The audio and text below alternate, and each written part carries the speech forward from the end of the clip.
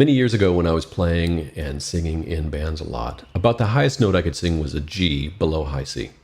And I was straining and pushing to get there. And now I'm able to sing up to a high C in what sounds reasonably full. It needs some work, but I'm getting there. Now I've sung a B below high C in sort of a falsetto before in a song. But this is the first time in my life that I'm able to get up to a high C and make it sound good. Have a listen. La.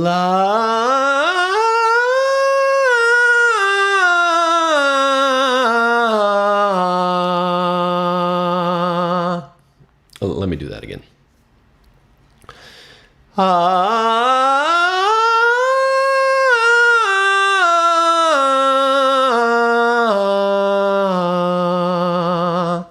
it's not as full as I would like it. It doesn't have as much closure as I would like, not as much power as I could like.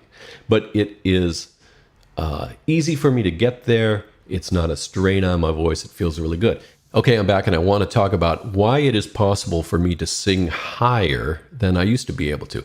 Now, I'm a baritone. My voice is very low. I sing stuff like, I gets weary and sick of trying. I'm tired of living and scared of dying. So it's low, as you can hear. So, and for me, I said earlier I could sing up to a G below high C, but that was pushing. And the D below that, the D just above middle C, is where I would start to force. It had that ceiling effect, right? Like I could go, and then it would stop. And so what is it that helped me to change that and get beyond that point? And there are 3 pointers that I'm going to give you today. Number 1 is sound younger. Now, the chest is not a very good resonator for the voice. You have to keep the resonance at the top half of the mouth or higher in order to go higher. And let me just demonstrate that. So as you can hear, my voice is deep. If I wanted to sound younger, I would, even at the same pitch, I would go like this. I would place the voice more forward and I would take the resonance out of this area and put it up in here. So instead of where it has a ceiling, you get younger.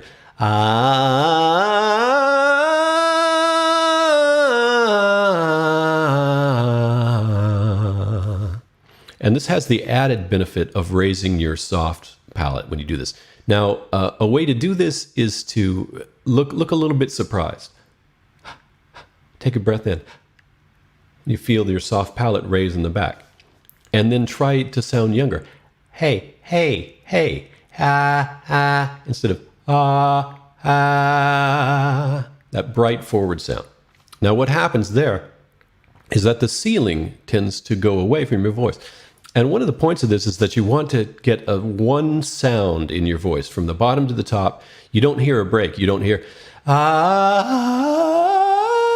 You don't hear that. You don't hear that slipping of gears. It sounds like one smooth voice from the bottom to the top.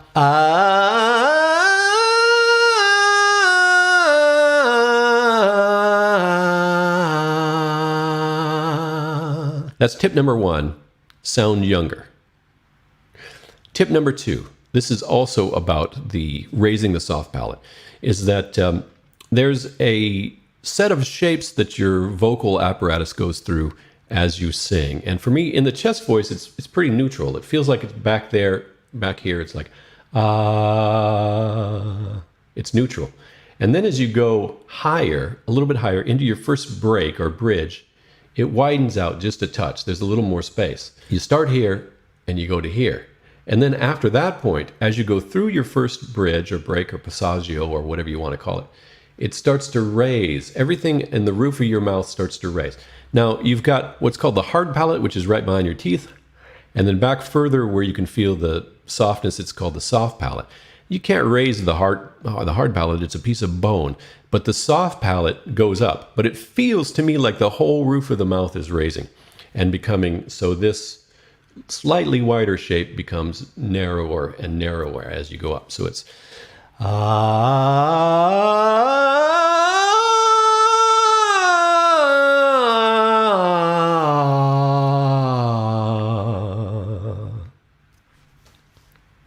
So the second tip is to tune into that sensation of the whole roof of the mouth raising and then getting narrower as you go past your first break.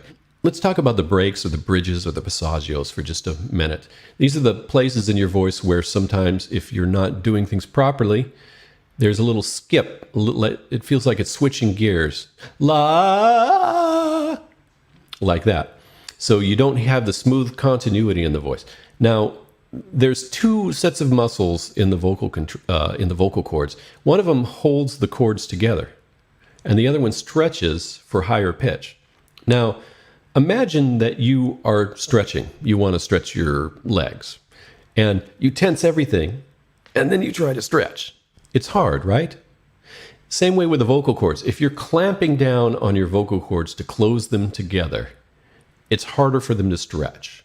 So what happens is you clamp down, and then finally you let go to go up into the higher range. So you have a gear shift sound.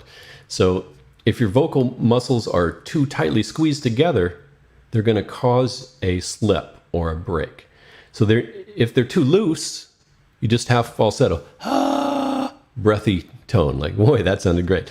A breathy, non-supported tone. So what you want is a light tension, nice closure on the folds, but light enough so that it still stretches.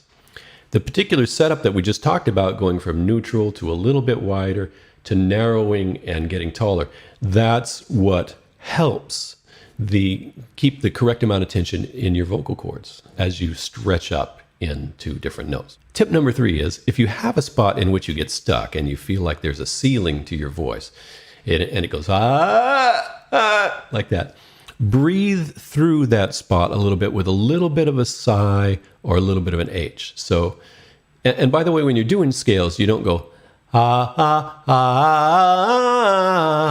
you do little slides in there.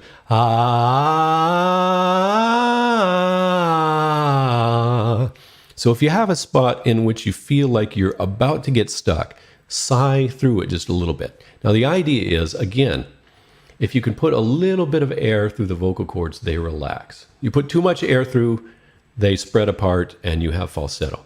But you do a little bit of a sigh, and then when you get through that rough spot, you pull the air back a little bit. So, la. And then after that, you can go higher. La.